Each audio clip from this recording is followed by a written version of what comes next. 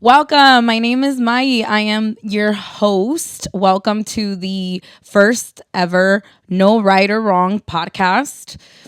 Once again, I will be your host. My name is Mayi with a Y, not a G. Mayi. Thank you for joining me.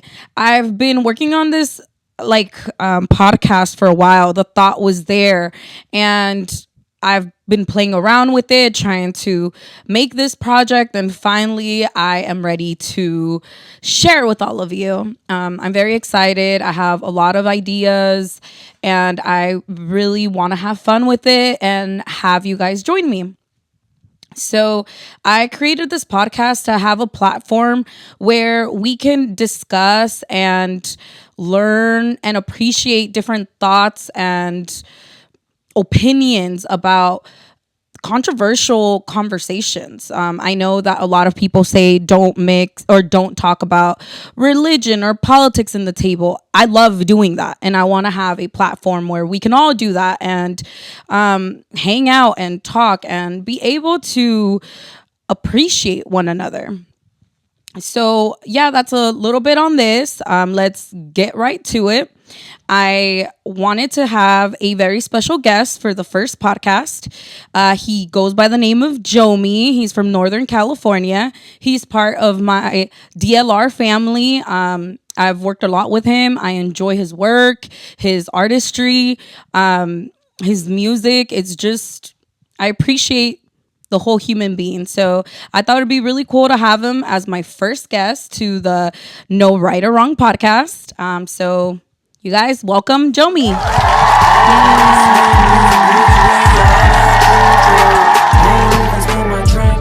Oh, that drive. It's pretty long. Welcome, dude. Thank you for being my first guest. No, thank you for having me. I know you've been working on this for a while, and, thank you for inviting me to be the first one. I think that's cool. I know you have been working on this for a while, and, I appreciate you reaching out to bless this one time. Thank you. Yes. And disclaimer, this is actually not our first take. We actually had to redo this whole setup because Mr. joMi over here, first time here, just destroyed my whole setup. So yeah, I will make a blooper, show it to you guys. It was hilarious. But here we are, take two. Came in hot. And we hadn't even drank yet, huh? No. So Do you mind if I hit joMi. this? No, I don't. So I do have a hookah. I enjoy hookah. No, you guys, it is not Mary Jane. Well, yeah, I don't smoke weed, so. Yes, I do know that. That's exactly why. But you all kind of already said it, but part of my podcast, I wanted to break the ice or the stigma that women can't drink. And so this wouldn't be my podcast if it didn't have any alcohol. So I wanted to do that, but I wanted to do it in a way of enjoying it.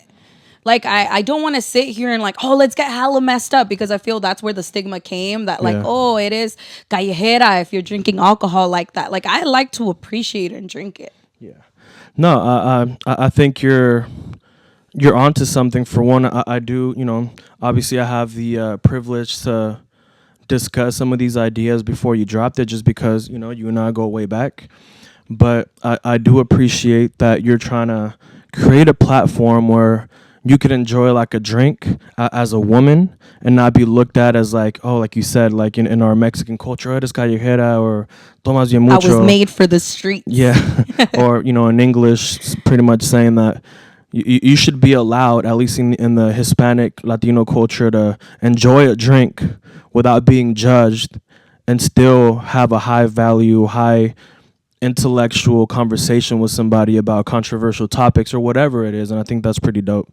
So that's cool. Yeah. So I started drinking around college, and it was a lot of vodka. Fuck. Vodka. Till this day, Ciroc, sponsor me, please, because you're welcome to my house any day. That's I don't know. Vodka for me, at least from my experience, is that was the beginner drink for me, because typically vodka is the fruity high school. I remember just stealing hella shit back in high school to from liquor stores that was primarily like the colorful like vodka drinks. Like Hurricane and all of Yeah. those. Yeah. Those are, It's Slurricane. or Slurk. Is it Slurricane? Well, I don't know. Is I that what just you're know trying to it. say? No, it's The E40 drink? Hypnotic. It was Hypnotic. The blue one is Hypnotic. I know what Hypnotic is, but is that vodka? I don't know if that's vodka. I don't know. I believe it is a mixture of vodka. Like it's already like pre-mixed. Well, I don't know. We'll have to check the facts. Yeah, and then we would people- have to check Because then people that. are gonna check you in the comments. So No, but I'm not saying it as much as it's a vodka drink. What I'm saying, those were the high school drinks. yeah, Like I used to see people like, oh, I'm cool. Like I have this blue bottle and it's like all juice. yeah, But we used to think we would get super drunk off of that. yeah. Well, I know you're a crafts beer type of guy. You actually got me into craft beer. And which is not your usual because you're Mexican, you're Hispanic. You should be into like modelos and coronas and all that. Yeah. No, yeah, I agree. I mean, I do love craft beer. It's one of my hobbies. It sucks to say, but yeah, I do enjoy good beer and going to breweries and trying, different things that I haven't tried before in regards to like, craft beer and things like that. Yeah, I think that's one of the things I enjoyed of going to breweries that yeah, you'll have your like regulars like Moontime or like, but I like the fact of trying new drinks or trying different. Some are brewed just for a certain amount of time and things like that. So but craft beers is something more, at least for like me, it's more on the newer side. Right. And I've seen it like blown up like recently. But so I can't find a lot of places, but Tracy, California has 11th Avenue Street Liquors. Yeah. Or no, 11th Street Liquors 11th Street in Liquors, Tracy. yeah, on and they have a 11th, yeah. huge selection. Shout out to you guys. So I went and I got 3 random craft Ooh, what are beers. those? And throughout the conversation, I'm gonna pour you some. We're gonna see okay. how you like them. I've never tried them either. So yeah, you want to start? Let's do it. Okay. Which one are you starting off with? So I grabbed some. I will say I was a little biased. I did go towards more like juice. I know you're more of like an IPA, like Yeah. it was hops you're into, no, or is it No, IPA is like hazy. hazies? Yeah. But I grabbed some that I thought we would both enjoy. The first one is by Untitled Art. It was actually cute. Actually, one of the things that I like about these like canned, I really do look at their art. Yeah, it's pretty dope. Honestly, at times. yeah. I'm not gonna lie. A lot of the times when I pick the beer, it does have to do because of the artwork. Because in my mind, I think, okay, if somebody's gonna take the time to create dope artwork from it, then that's a representation of maybe how they brew their beer. They put a lot of thought into the details. I mean, that's the way I look at it, but that's just me. I don't know if you could say the same thing for like a book. I don't know. No, I used to think that you could do the same thing with books, but it's really true. You can't judge a book by its cover. I've read pretty good books, and It smells good. it's called Juice Drops Peach sounds good. Nectaron IPA. Cheers. Hold on, dude. Hold on. I just want to give you some facts of what you're reading before you take it in. It has 7.5 alcohol. Oh shit. Okay. That's one thing I do appreciate about IPA, that it could be a little expensive, but it gets the job done. Like, it's not low in alcohol. Well, yeah, I mean, if you want to get drunk, but I don't think you drink to like get fucked up. I think No, but what I mean is like there's flavor to it, and I like enjoy it. And with one, I can call a one and done. Oh, hold on, sorry to cut you off. I know you're from Redwood City. Yes. And represent Redwood. Another place that has a really good selection is Sagona's. Yes. So shout out to our homie Obed out there yes, holding it one down. of my besties, Obed, works at Sagona's, and yeah, he put me on. I put you on. Yeah. It's one of my favorite places. So going back to Juicy Drops, it has Indian Pale Ale with Nectaron hops, peach juice, and peach flavor, and it's brewed and canned by Untitled Art. Okay. Ooh, it's from Wow Naki. I think. What's W-I? I sound stupid right now. Wisconsin. Wisconsin. Knock I almost said Washington, but I knew it wasn't. Oh man. Yes, I'm terrible. All right, let's try this. Okay, let's try this. Cheers. Cheers. Boom.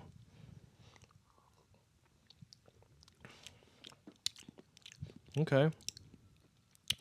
I like this. It's definitely. It has like a, almost like a hint of like fruit aftertaste, but it doesn't. It's definitely more like a. For those people that like hazies, it reminds me of like a Moontime from Morgan Territory. I was about That's to what it say tastes that. like. So maybe hops. Maybe G Cardona will like this shit. I think you will. Shout out G Cardona.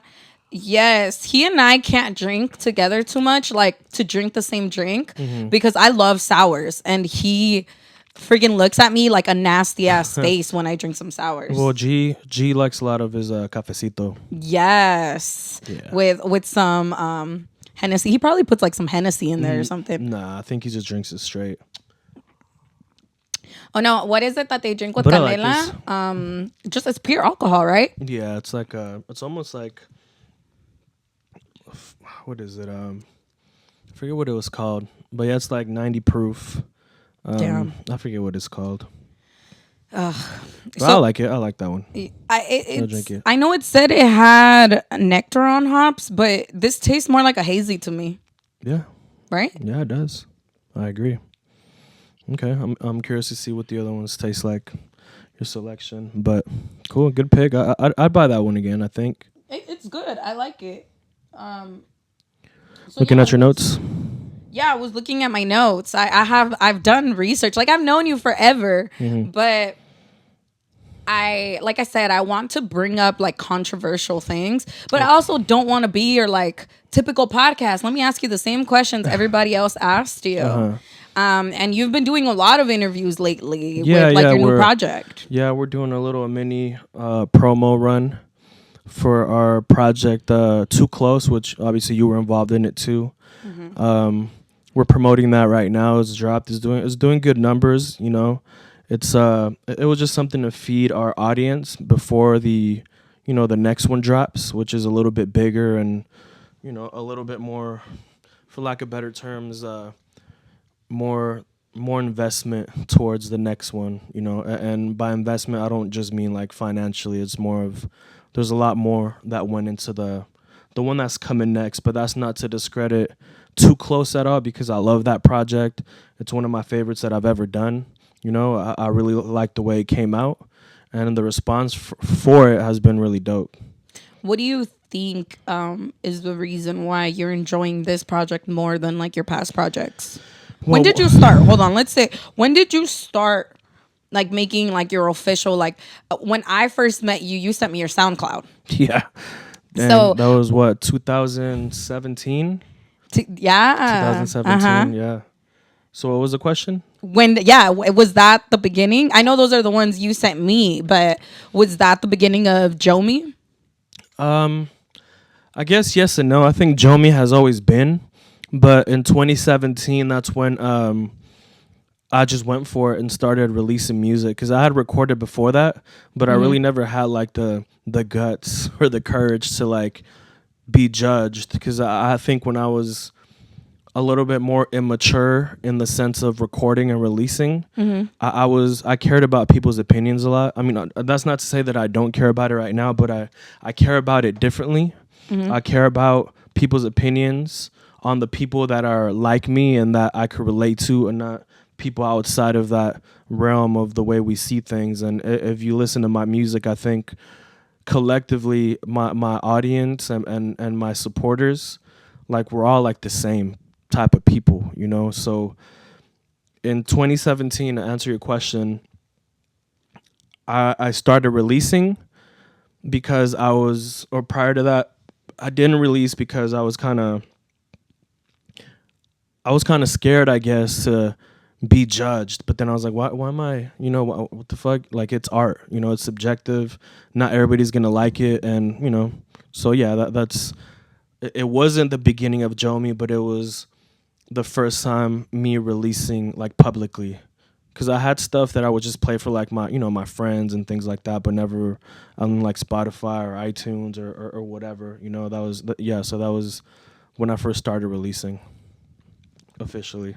Yeah. Dang. So, what was your first song? Do you remember? Mm-mm. You don't? I don't remember the first song that I recorded. I have memories of like, but hold on. Like first official recorded song that I released, or my first song ever that I made. If you can answer any of those two. Well, by the way, there's water in these cups. Okay, thank you. Let's see. First song I ever wrote was, I don't know, I must have been in like middle school. You wrote a song in middle school. Yeah, Okay. I told you I've been doing this for a very long time. But like officially recorded on like, at the time Logic. Now we do Pro Tools, but back then Logic. I think I remember recording a song with G and our homie Cora. Shout out Cora Cuts. But we were just fucking around. But I just remember him being there. But I can't tell you what the name of it because I don't think we named it. But I do have a little purple iPod that it's in there. So, and it's in the studio. So if I ever get like around to charging it, I'm sure I could find it. Yeah, I want to see that. So 2017, let's take it back a little bit more. So you went to college. Yep. Where did you go? I went to Sacramento State. Why Sacramento? I went to Sacramento State because at the time, one, I didn't know what I wanted to do.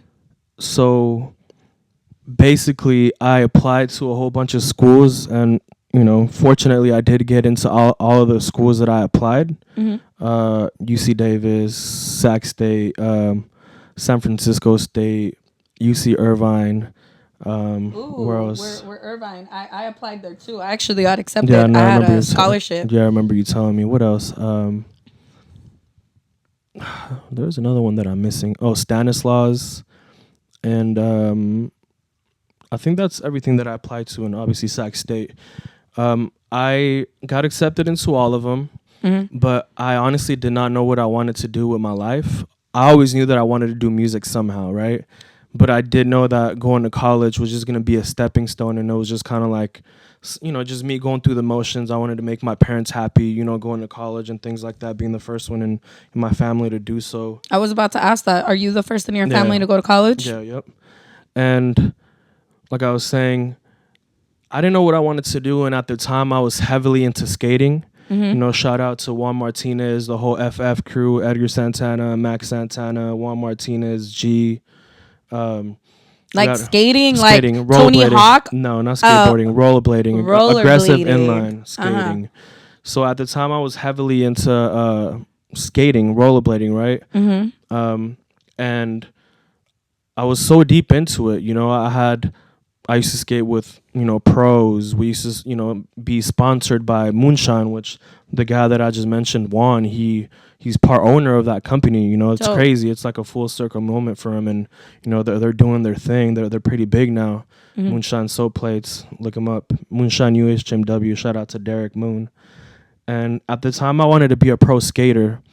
And in Sacramento, they had a whole skate scene with like a whole bunch of pros there. So I was like, fuck, you know what? I want to be pro. So I'm just going to go to Sac State because this is where all the pros are at. And I figure while I'm already over there, like I could just start skating with them and then eventually turn pro. And, I did do it for like 2-3 years while I was in college. My plan was working. I was skating with a whole bunch of pros out there, Will Cosgrove, even Brian Aragon, and I don't know if people are in the... If anybody's listening that's in the skate scene, Brian Aragon is like the fucking LeBron James at the time of skating. Of skating? Yeah. And the people that I was associated with, they had, they had connects with like skate parks that would only open for them.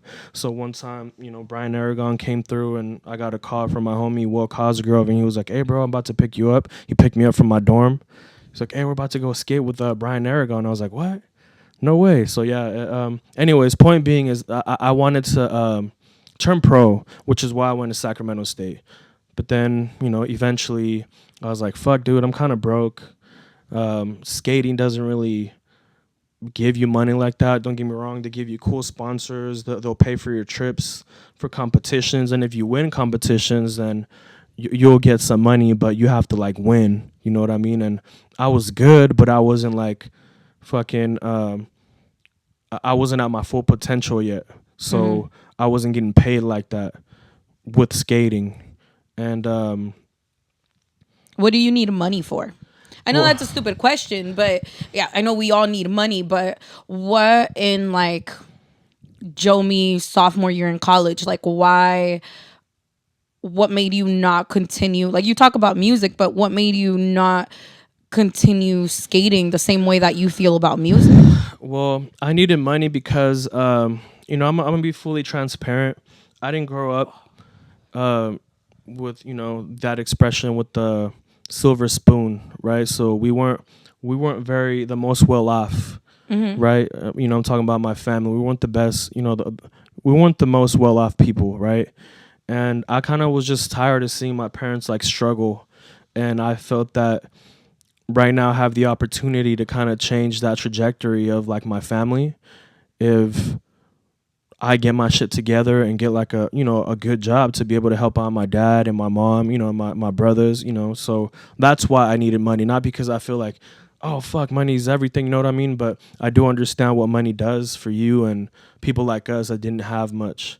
So that is why I was like, damn, what am I doing? Like, I love skating, but is it worth wasting an opportunity, for the better of my family? So I kind of I had that perspective. That's why I needed money. Do you regret that decision? No, not at all. I don't regret it. I was able to get a really good job. I was at that time when I was in college. I could definitely say that at that time, at the age that I was, obviously when you're in college, you're in like your late teens, early 20s. I was, making a very good amount of money, 6 figures, and I was in college.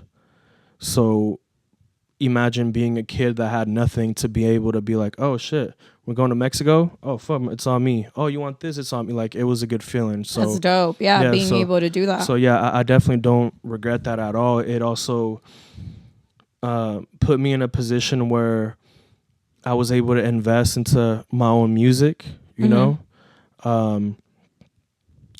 Also, it put me in rooms with professional people that I wouldn't typically be with. And it taught me a lot about how to carry myself with people that have money, pretty much. So I saw the way that they move, the way they speak, the things they look for. I learned how to speak their language, and I'm able to use that now for my music. So do you feel like being in the room with these people and learning, and like you talked about learning how they spoke, their mannerisms, do you feel fake, like kind of like imposter syndrome of like When I was in those rooms? yeah, being in those rooms? Like, do you feel I bring this up because I've had many conversations with people of like your white voice, like you're in a room and you learn to talk the way that you see others speak. Do you think that's fake, or do you think that's adapting, or like do you believe in like a white voice, like, oh, you're being hella fake, you're using your white voice? I know that a white voice is a real thing. I've seen it myself. To answer your question, I didn't feel like I had imposter syndrome because I know that I deserve to be in those rooms. I worked my ass off to be in these meetings with these, execs, CEOs, things like that. I did feel out of place. I'm not gonna lie, but only because, I was usually I was the youngest one in the room, and to add on to that, I'm Hispanic, right? So I'm like, fuck, like, what do these people think of me? So at first it was kind of uncomfortable, because just imagine seeing a whole bunch of like, honestly, and I don't mean to offend anybody, but just imagine yourself in a room full of old white dudes that are millionaires, CEOs, like president of like Chevron, like things like that. So I did feel out of place at first, but then I realized that I'm there for a reason, and what I have to say matters, which is why I'm in that room. So when these people that are, obviously were making hella more money than me, when they care about what I have to say and my opinion about a certain thing, I'm like, oh shit, like they're just human, just like me. They need some guidance the way I do. It's just the differences that they have been doing it for much longer than I have. So no, I didn't feel like an imposter, but I see why you would say that, because it is uncomfortable at first. But then once you tell yourself, nah, like I deserve to be here, like then it kind of just goes away, Yeah. Yeah. Well, yeah, corporate But like, America. sigue, or what the fuck? Yes. Okay, hold on. Sorry, I was getting into it. Sorry, Gosh. sorry. But first of all, I drank before you did. I finished my cup. You were over there talking and talking. So the next one is by Burning Barrel. It's called Trippy in the Tropics. It has like a pineapple. Dude, it looks pretty cool. That's why I got it, because it was like a little pineapple. Like, it looked cute. Oh, that's cool. Put in that one. So, yeah, it's called Trippy in the Tropics. It says fruited sour. So I'm bringing you into my world. I only know of like the difference of sours and everything thanks to you. And like, even though I started like drinking these craft beers because of you, now I have a whole different palate than you do. Like, yeah, you definitely, you're more into the sour scene. So this one's a little less in alcohol. It's 6.7. It says it has hints of white peach, pineapple, and maraschino cherry. Nice. Yeah.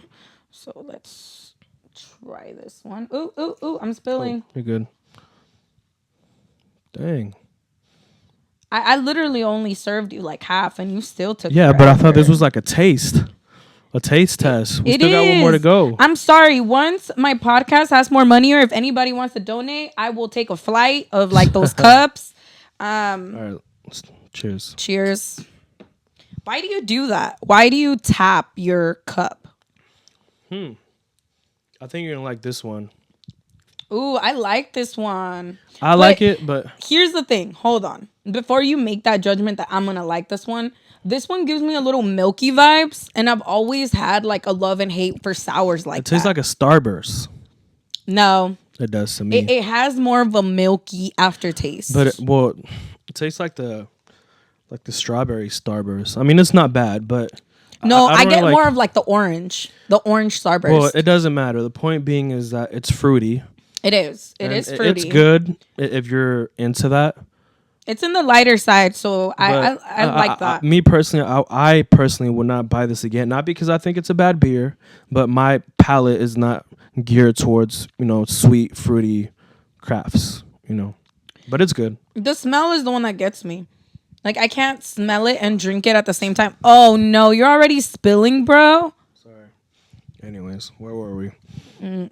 We're talking about I was saying corporate America. Yeah. I feel like playing devil's advocate, like a lot of people are like, oh my God, corporate America is the devil. Like, it's out to get you. Like, I get it. Like, I didn't grow up. I know you grew up in East Oakland, and I know it's from what you showed me, and I went to East Oakland during COVID, so maybe like 3 years ago.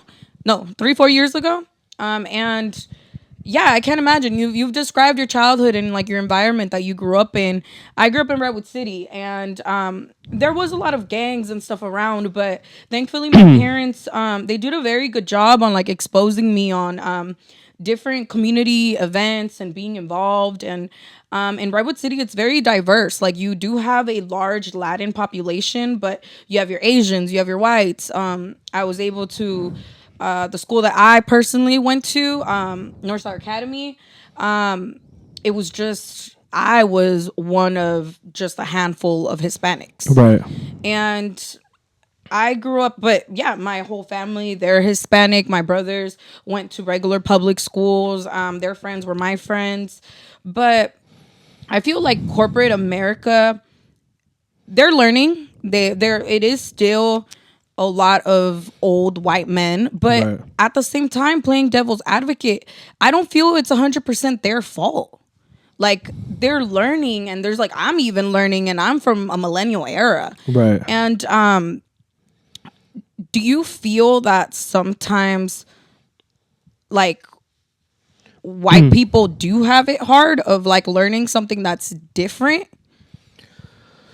I know that sounds like, because it just annoys me that sometimes people talk about like white privilege. And the reason I bring it up is because I grew up very different than like your typical Latin person. Like when I talk Right. about different things, I honestly ask you and your family and like all of our friends a lot about the Hispanic culture because I want to learn from it. Yeah. I've been to Mexico plenty of times, but my family grew up very different than yours. Right. And I don't think that's bad. And I feel that at some point, once again, playing devil's advocate, do you feel like the same way that people feel that there's white privilege, there's Latin privilege of like feeling like you're entitled to judge because you feel that the Hispanic community has been down here, and now we're like Latin is like a huge population now, Right. all around, and so now everything, I feel like other cultures aren't allowed to like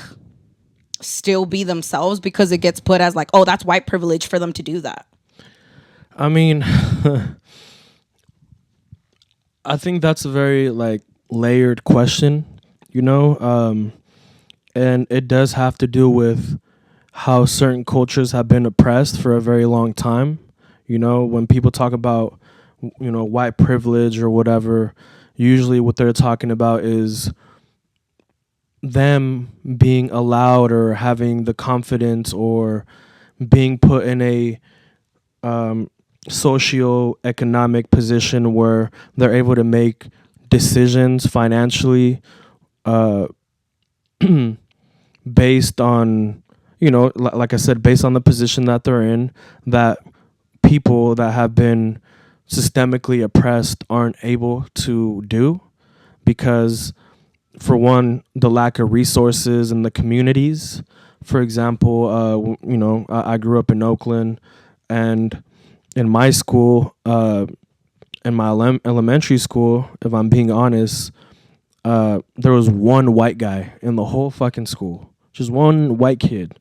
Everybody else was Mexican and black, and that one white kid, I remember his name is Steven, and I don't really know his story fully, but I do know that he lived with his grandma, and his grandma lived in the hood, you know, in Oakland. So that kind of gives you a summary of like, okay, well, he's not very privileged like other kids would, you know, that are white would typically be. So, But do you think that it's also up to our culture to better itself as a whole? well, yeah, it is always about that, and I feel that the new generation of, you know, Hispanics that are arising now, like when did they say that, like by 2025 or was it 2050? I can't remember. No, I think it was 2025. We have By to look that up to be exact. Either but I think it 2025 or was- 2050, Hispanics are going to be the majority.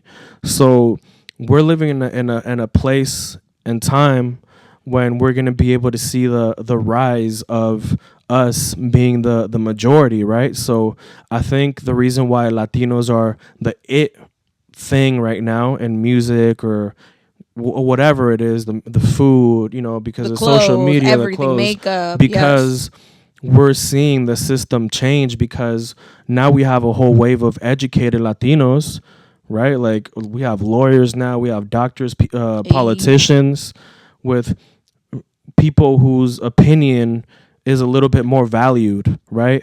And fortunately, a lot of these people are culturally moved. You know, I mean, they were raised by traditionally Hispanic parents that have cultural and Hispanic values, and they do speak up for themselves in the community, and that's why I feel that things are changing and we're witnessing uh, the rise of Hispanic entertainment, music, food. Because yeah, now you have our community leaders actually coming from kind of like how I grew up, with nothing, and then out of nowhere, oh shit, we're educated. Let's go to let's vote locally. It just comes down to a lot of factors. So yeah, it is. I think it is up to every single person to, you know, uh, pretty much big up their tribe, their community. So you keep on bringing up education. And I know you went to college. You did drop out, but you work your current career you went to school for. You dropped out because you're basically making what people did career wise. Right. And things changed. Like now, a lot of Latinos went to college, but so with that being said, and everybody like talking about like, oh, bachelors and this, so would you say that college should be something that more people should be open to, or do you think like a lot of, oh, college is a waste of your time and your waste of your money? How do you feel about that? I think there's two sides to that. I don't think that for someone who wants to get more knowledge or education on a certain subject is a waste of time. I think it's a waste of time if you're going for like the wrong reasons. Like if you just want to go to like party and like get fucked up and be in a fraternity or sorority and do these things, and honestly, in my opinion, it's kind of like a waste of time because you're obviously not doing anything resourceful with your time. But if you want to go and be like, you know what, I want to learn more about history, I want to learn more about agriculture, about the sciences, biology, whatever it is, then I don't think it's a waste of time. Now, if you had asked, if you had asked the question more like, do you think that it's a waste of time to go if you're not going to make money off of your career? Then I guess it just depends on why you're going to college. I mean, nowadays you can make money off of your phone, just being an influencer, right? But I've seen many influencers, and we've spoke about this with music as well. You have like J. Cole, he's Right. educated. Lil Wayne Yeah. is educated. And do you feel their vocabulary is so extended? Like, yeah, in your typical rap, they'll say like your typical words, but do you feel that this era, like somebody even like newer in the game, D Smoke, he was a Spanish teacher. Right. Do you feel that their careers, compared to other people who have been trying, that they've gotten further because they're educated? I do think that that's definitely a factor. I do feel that once you're highly educated, you do navigate through certain circumstances a little bit easier than somebody who hasn't been exposed to it. You know how to conduct yourself in like meetings. You know what to do financially, economically. You know what chess pieces to move because you have experience with your your peers, your competition. And yeah, I do think it is a factor. I don't think that's the main reason, but I do think that it contributes to it because I could argue that look at Jay-Z, he's richer than J. Cole, and he didn't even graduate high school. He did marry Beyonce though. Yeah, but Beyonce didn't make him rich. True, but they're an empire together. Yeah, I agree, but if you were to separate them, both, he would still be a billionaire. She would still be, a millionaire or whatever it is that she is. Like, he doesn't need Beyonce. That's debatable. No, that's not debatable. It is debatable. He doesn't need Beyonce. Why would he need Beyonce? Like what? For one, I know the status of like the power couple. Yeah, that I see why that would benefit him, but he doesn't need anybody. Well, we're talking about him being rich, right? To the level he is. No.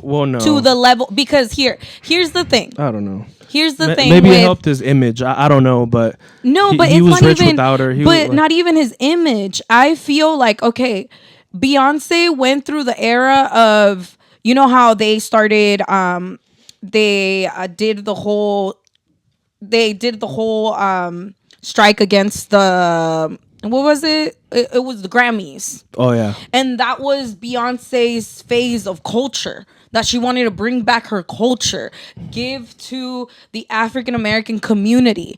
And I feel like that's a big pillar of why Jay-Z continues to be Jay-Z, and that he helps local artists and like the black community. Right. And that's something that Beyonce brought him back to. So yeah, but okay, but we're talking about two separate things now. I like the part that I'm trying to say though is that I feel like as a woman, there's more that a woman can offer to a man than just like, oh, the monetary, oh, because she sings. No, that's not the reason I think they're rich. I think that a lot of his decisions also had to do with a woman grounding him and being like, okay, we have a family and this is what goes on. no, I'm sure that she's a very influential person is in his decision making. I'm not taking that from Beyonce at all. I'm sure their relationship is powerful, and like at any household, happy wife, happy life, right? Mm-hmm. Yeah, but the thing is, I don't know that. You know, I'm not in their house. I don't know what none of us they are. decide. But what I can say confidently is that Jay-Z was a badass and a fucking hustler before Beyonce. You know, Yeah, like, I give him that, but I do feel like a lot of men don't give the woman credit for their elevation. no, I mean I agree with you Because you can see differences between a man who's just going out there to like a man who does, even if the girl's behind the scenes. Like there's certain things I see men do and I'm like, his girl made him do that. Like that did not come out of the guy's heart. pussy whip. It's not though, dude. Come on, It's like- pour us Marilyn Monroe. Yes, What is this this? is our last one. And I had to get it. It says actually Maryland. It doesn't say Marilyn Monroe, but I did get it because, you know, I had to give love to my tocaya. I literally went to Universal Studios just to take a picture with the imitation of her. Yeah. So I could have, like, I literally, if you go on my Instagram, it'll say with my tocaya. I'm corny like that. But anyways, this is an American blonde. Okay. So it reminded me more of like lager. So I was like, that's what we should close with. It says it's brewed by Raw Brewing in Cambridge. Cambridge. Yeah, Cambridge. But yeah, let's try this Want me out. to pour it? Huh? Want me to pour it? No, Just try- I was just trying to see. Oh, it's 5.8, so it's on the lighter side. So this is our last one, and my last thing on being pussy whip. I hate that word because Some people are pussy whipped though. I get the definition Cheers. of that. Cheers. I get the definition of that, but I like the way it smells. I like this. It's kind of almost like a negra modelo. That's what I was about to say. It's more like Like a doble negra modelo. in like the negra, like lager, the darker side. So and then this is gonna tie up to my question, but I do want to like touch this last thing before we finish all this of like culture. Like you say pussy whoop and I think of machista. Like I feel like nowadays they like the phrase now like toxico, toxica, and like being what is it called, mandilon, of like the whole culture of like women being at home, taking care of their kids, coming home to a clean house, and it's like the whole 1970s, which was cool when women didn't have to work, but I don't feel like pussy whoop is the right word anymore because you're cleaning your house when your woman also works, and a lot of women make a lot more than men do nowadays. Yeah, for so sure. I hate the word pussy whoop because we're in an era where women work, they do have kids, they do have a home, and a man doing the dishes should not be called a mandilon. Like, point blank, period. And I feel like a lot of men were raised by very cultured, a lot of my mom personally is not first generation. She did grow up in Mexico, but my mom is very modern. So since the beginning, I never liked washing a dish in my life, ever. And your mom is very cultural. First generation here. I'm guessing she cleaned your plate. You never even had to lift it She from the wiped my table. ass till I was 18. I believe that. And so the fact of being pussy whooped because you help your significant other, like, why? Like, we're not even in the same era. Yeah, I mean that's obviously an expression from that stems from 1920s era where the man has to work, and what they call it, like TV families in the 1920s where Yeah. where the The man. mom stayed home, Yeah. only had kids. Yeah.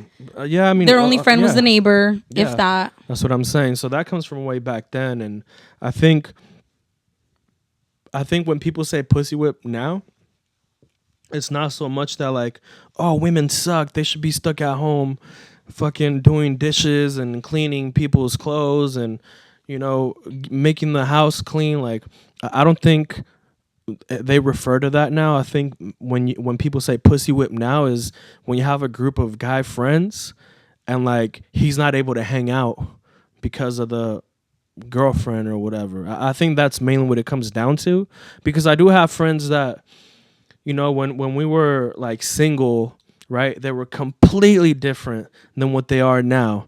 But you don't think that's just responsibilities? No, because you can still be responsible and have kids and have your wife and be allowed to hang out with the boys, the same way that she can, and he shouldn't get upset about it. She should let him. He should let her. Like, it doesn't take anything away from the relationship.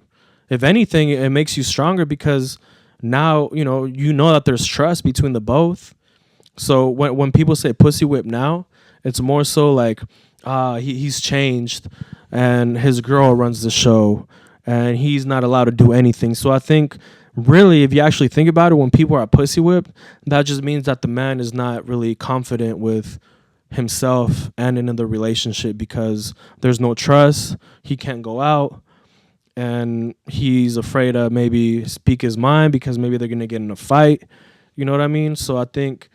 Do you think... But I don't think it has anything to do with like the woman needs to stay at home. No, it's different. It's different now. But do you think that additionally, like, just because of time, I'm going to reword this different, but this is a whole other question, but it's still in the realm of what I want to talk about. It's just, do you feel like, and we're speaking as Hispanic. Like I said, I did grow up in a Hispanic household, not your typical household, but I love saying I'm Mexican. I love the food. I love my culture, and I've learned a lot about it. Yeah.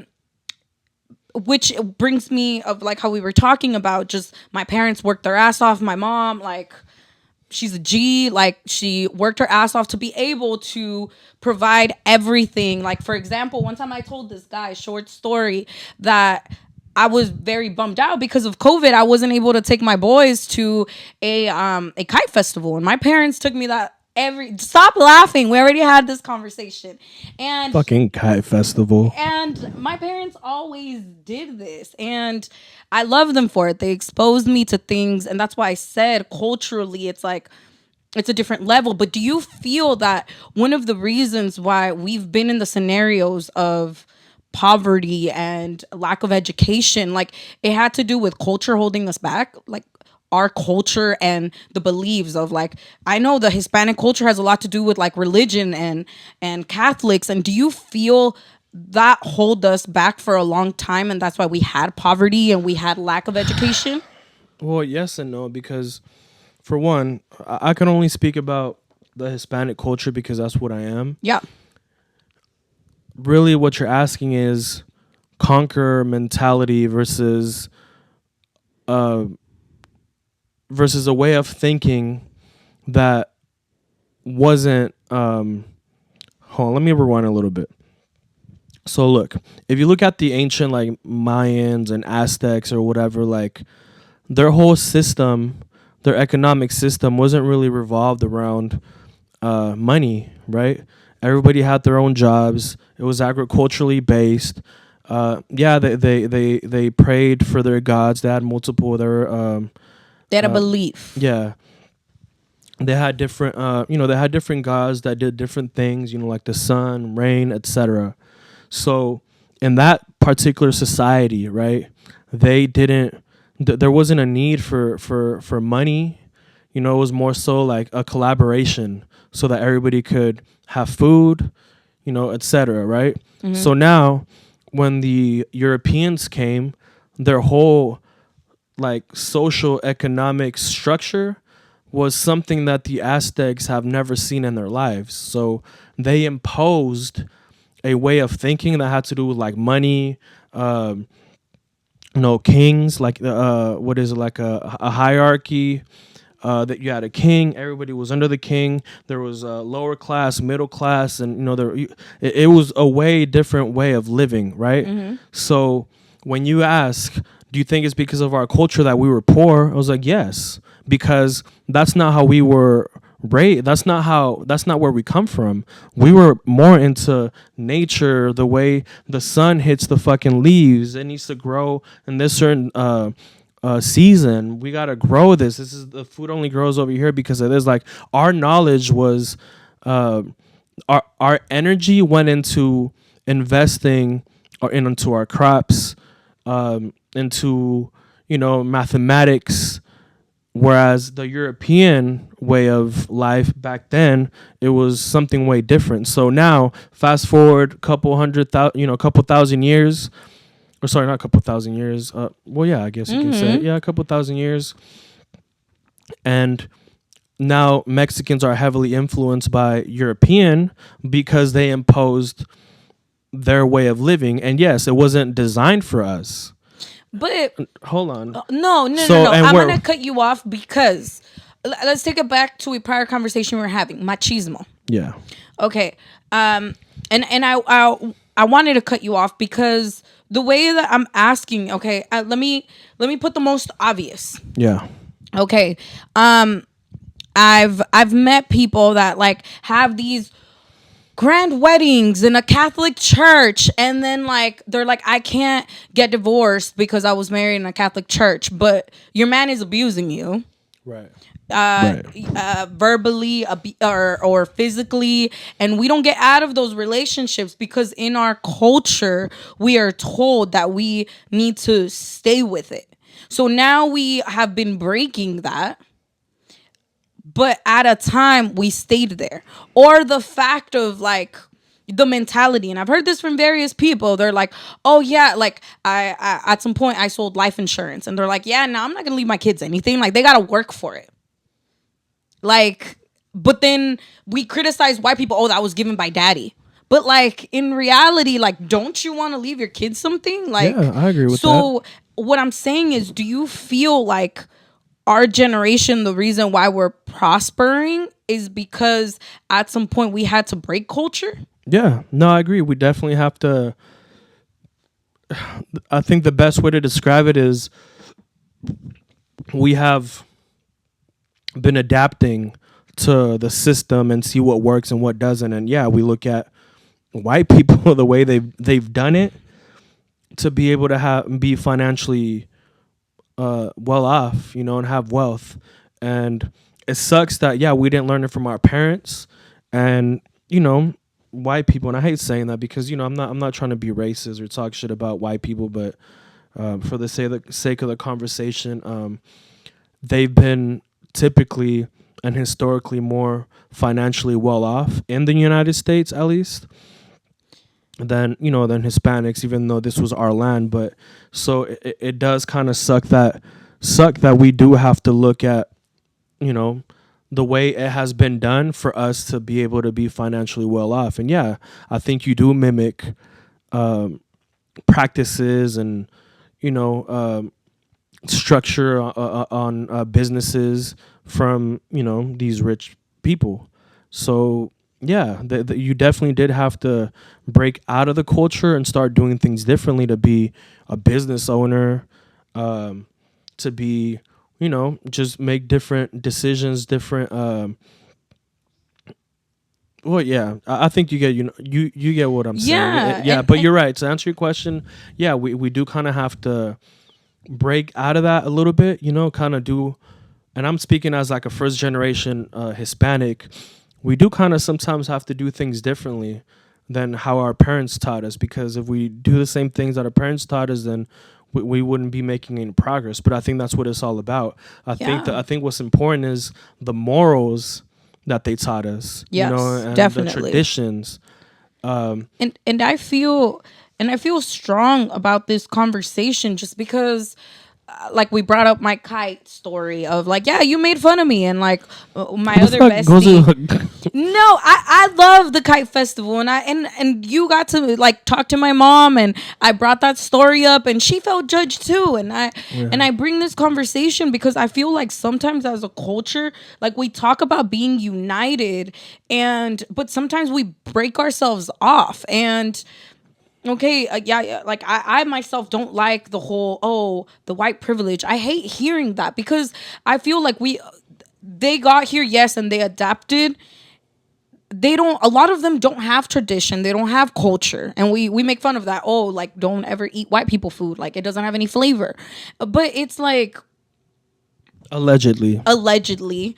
But what I'm trying to say though is that sometimes like we all just have to be nicer to each other and to different cultures because they don't have some stuff that we do, and we all have to learn from each other. Like No, I it's agree. bigger I than think, just being like, oh yeah, I'm nice to everyone. Like yeah, I mean, at the end of the day, we're all human, and as corny as it sounds, like just live as long as you live by like the golden rule.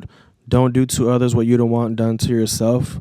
yeah, I feel that as humans and as humanity, I feel like we could all learn from one another. No matter what your culture is, no matter because I love I have a lot of friends that aren't Mexican, and we've adopted them into the Mexican culture, and they fucking love it. They've been to Mexico even without me.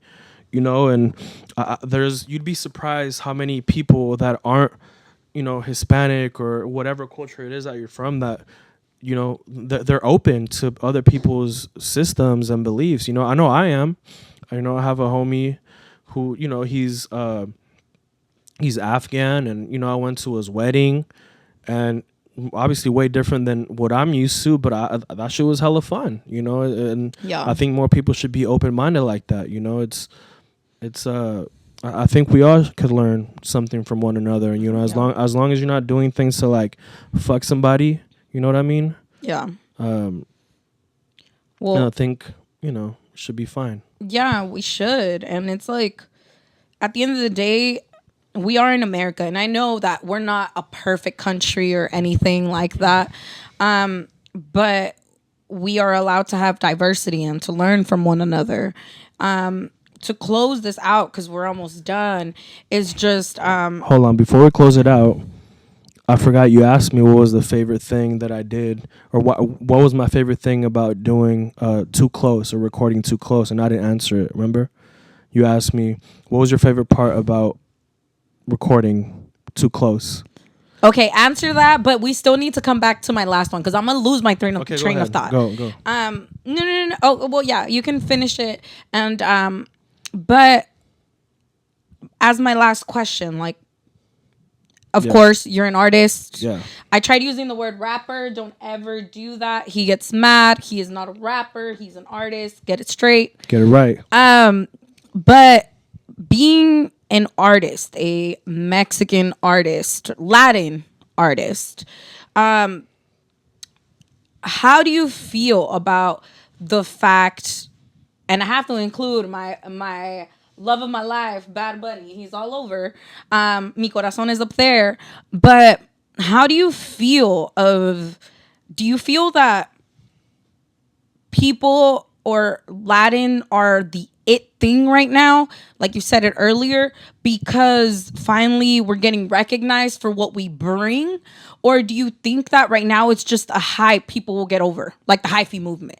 Like, do you think it's something that's it's an appreciation and people are actually appreciating our culture? And and somebody like Bad Bunny that's like breaking walls like crazy. Like, do you think it's just because he's checking all the check marks and people are like, yeah, but we'll move him on later? Kind of like the Grammys did, but or do you feel like it's gonna continue? Like it's finally like they're appreciating our culture, who we are. No, I think yeah, people are appreciating our culture finally. Yeah, we are the it factor right now, but I think it's gonna evolve. You know what I mean? It's just there are too many Hispanics to count. You know what I mean? And there's a whole revolution going, and if it ever got to a point where the Hispanic music or movement wasn't valued, then that's because we as a culture dropped the ball. But it's just we're too powerful right now to drop the ball. You know what I mean? It's too big to fail at this time. So yeah, I think it's gonna evolve. I don't know how it's gonna evolve. I don't know if it's gonna become the biggest mesh of like music, because there's different layers to Hispanic music. You know, there's like trap, trap,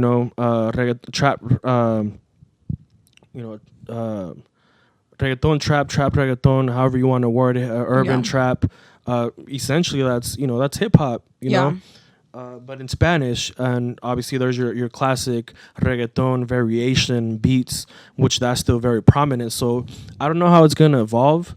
I don't know if everything is just gonna become one international genre in like 50, 60, 70 years from now. I don't know. But what I do know is that Hispanics are definitely here to stay. And I think they are gonna make an impact. However, I don't know which way it's gonna go. And yeah, like I said, I think we are the it factor at this moment. But I don't think it's going to go down. I think it's just going to evolve. And I think people really are appreciating our culture, And yeah, I think we'll see what happens. Yeah, no, I absolutely like want to think that is the reason. And because I would hate it that people are not being genuine and they're just hopping onto this yeah, because that's what I was gonna say. We're the it thing, and now everybody and sometimes it does irritate me of like, blah blah blah dropped the song with Bad Bunny. Like, bro, you just want numbers. Like, I do agree. That is a big I guess opportunistic thing for a lot of, at least in the music world, where let's like the rapping or singing or hopping on with like a Hispanic artist is gonna give me numbers, which it is, and I think that is kind of untasteful, and people do that. Like, I mean, sorry to talk shit, but like Christina Aguilera, I was literally just we're 90 babies. That's what I'm saying. And I love her to death. I've never once seen her rep her fucking heritage. I didn't even know she was Hispanic. And now she's Hispanic. You know what I'm saying? She now dropped a Spanish album. That's what I'm saying. That's what I'm trying to. I couldn't believe it, because don't get me wrong, I love her. Yeah. She literally was in that little keychain from McDonald's. I don't know if you ever had that. You had to put it in a little thing. Yeah. I adored her. She's a huge part of like my childhood. Like, I used to love her music. But it was a couple months ago, I was on Spotify and I got the discovery notification, and it literally said Christina Aguilera dropped a song, and it was literally reggaeton in Spanish. And I was like, who the hell is this woman? Like, you literally just got from being like a staple in my childhood to like, damn, are you a culture vulture even though you're Hispanic? I think the most classiest way that I've seen it done is like somebody that I really appreciate is like D Smoke, Yes. Like he loves the culture. He fucking speaks Spanish very well. But that's like Snoop Dogg. And Snoop Dogg, another big one. Like, people like that, like me. I'm in the hip hop world. You know what I mean? Like, I'm always gonna be a guest and a student in like hip hop, and Snoop Dogg and D Smoke and artists like this, like, they cherish our culture and what we've brought, to hip hop, and I think that's dope, the way like it works off of each other, because I've seen Snoop Dogg at a fucking Banda MS show. Yes, I saw him in Baja Fest. I know, and what I'm saying is, we fucking love Snoop. Like, dude, like he is literally invited to every carne asada possible. Yeah, like he like we fucking love him. Same with like D Smoke, like. But he doesn't. I think the reason why they aren't culture vultures is because they acknowledge it's not their culture, but they appreciate it. Yeah. When the same way I appreciate hip hop, a black art form, you know what I'm saying? And I've adopted it because I've lived with it, and I can relate to them, we're But we can have so many more conversations, which this could literally be another episode of even like, let's finish this. But in a way, yes, I completely agree that rap is it's part of the black culture. But then it's like saying that rock belongs to white people, which it doesn't. Yeah, no, there's right. Literally, you can go on to Netflix. There's so many documentaries about rock being the start in the Mexican culture. In Mexico, we have El Tri, we have Maná, we have so many people, and it's like music which is my love for music. Like it's just, it shouldn't be cultural. It's literally just music. Yeah, music is music, but we do have to give credit where it's due, and the people that started the genre, I'm not taking that from them. I just, it goes back to how I was talking about. There's you being a guest in rap of just knowing that you acknowledge a different culture to being a culture vulture of like out of nowhere you're in a reggaeton song when you never in a million years ever been around the culture or even appreciated or said anything about the culture. Like there's so many artists that I can like sit here and I love them to death, but they make me a little angry of like now out of a sudden they're like in Spanish and they're like, oh yeah, I'm part of the Latino community. Like since when? Yeah. I didn't even know you were Hispanic. There's a lot of opportunistic people out there, so. But yes, answer my question and then I have one last thing to close it all. What was your favorite part? Like why has this project been the funnest project from your other projects? Well, it was just different the way we created it. Everything was from scratch. You know what I mean? Like I was in the room when all the production was being created. By production, you mean like the beats and everything, yeah, the right? beats, the instrumentation. We even went out to Mexico to get some strings, But most importantly, it was because my brother, G. Cardona, and my cousin, Raul Cardona, were the main, producers. Or a big, I guess,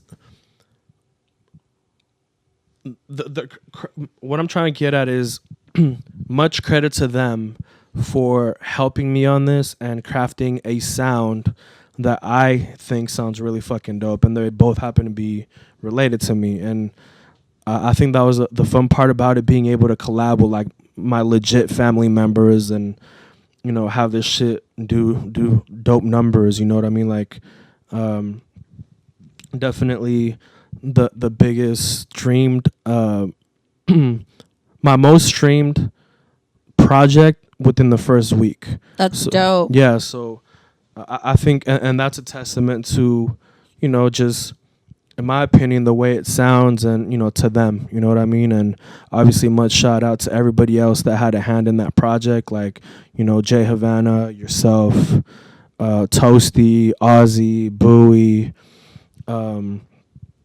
Jet Set, Corey Farrar, HQ Studios, Robert Hudson, who else? I don't know. I feel like I'm forgetting somebody. They're all tagged on your post at some point. Right. Obviously DLR as a whole, Soul Spasm, fuck, man. I feel like I'm going to say this and be like, fuck, I forgot somebody. No, but point being is... You got to work with family, and that made this project special. Yeah, exactly. Yep, yeah. Exactly. Yeah, I can see that. And, well, no, like I said, and also MBK DZ. That's what I was forgetting too. Oh yeah, that's one of your outros, right? Or your no, it's an interlude. Interlude, yes. But, I'm still getting all the vocabulary right. I don't have it all. No, I love MBK DZ though. He's very, I appreciate him. We have good conversations. Yeah, no, well, I met you in SoundCloud days. You texted me your SoundCloud. I heard it, became a fan personally. Because yeah, you're very true to your music and true to yourself, and it's something I appreciate out of you. Thank you. Why we became friends, and we've been friends for so long.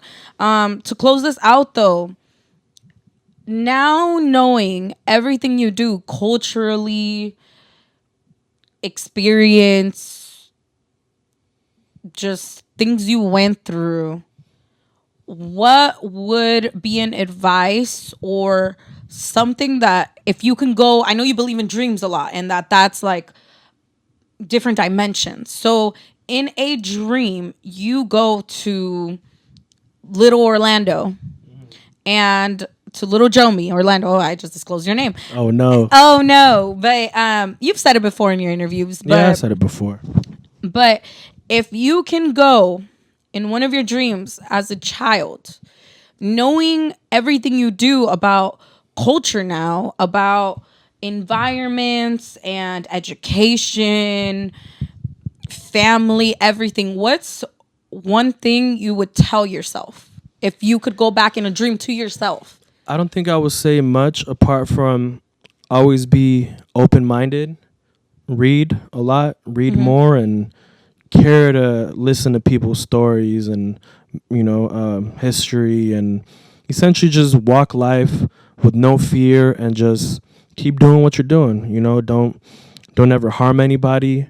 Stand up for what you believe in, which is not anything different that I've done as a kid. I'm saying these are the things that I did do as a child, but I would just reiterate, just keep doing what you're doing. It'll take you somewhere, but we could all do a little bit more reading, and I'm sleeping on this, so I gotta pick it back up. Well, thank you, joMi, for taking the time, being here with me, for honestly, hands down, giving me confidence. Like, I have a lot of confidence. I'm pretty cocky, but no, this has been a project that I've been wanting to do. I have a lot of thoughts and ideas of how I want to keep on going with this podcast. But thank you for basically being my guinea pig. Thank you. And doing this with me. I enjoyed sitting down. These beers, honestly, they were good. They were honestly good. So thank you for everything. I appreciate you. And you guys, please, hope you like this. Give it a like. Subscribe to me. I will hopefully be doing one soon. If you want to be a part of this, please let me know. If you want to sponsor me, let me know. But thank you guys. Thank you for everything. And I will see you soon. Thank you, everybody. Make sure to listen Too Close, streaming everywhere. And thank you for having me as your first guest. And I'm definitely a fan, and I look forward to all your upcoming guests. I think it's going to be dope. Thank you. Yes. So, you guys, this concludes the first episode. Many to come. No right or wrong with Mayi. Thank you.